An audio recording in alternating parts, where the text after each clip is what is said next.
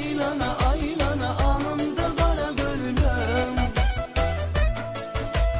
Dinlesin dinlesin yanımda sevgi söylem.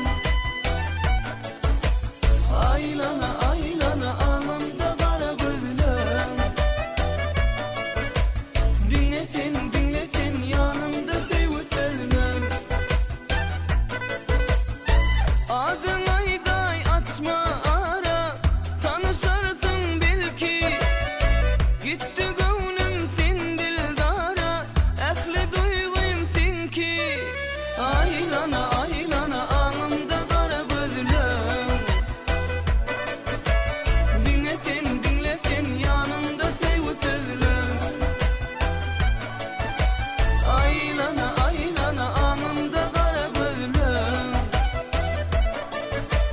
Dinlesin dinlesin yanımda sevgi sözlüm.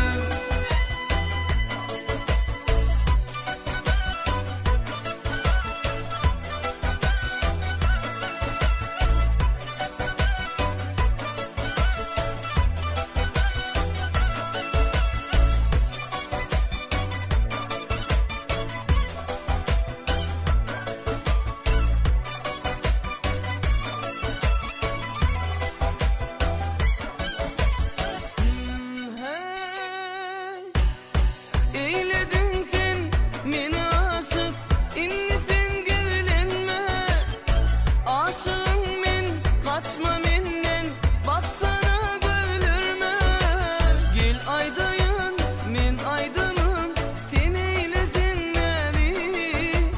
Yar bolayın, tay olayın, bol aşığın yadi.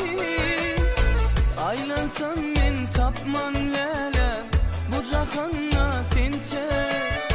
Bahçalarda güller içre, açılan bir gunça. Aylana aylana anımda kara gönlüm. Dinlesin dinlesin yanımda sevgi söylem. Aylana aylana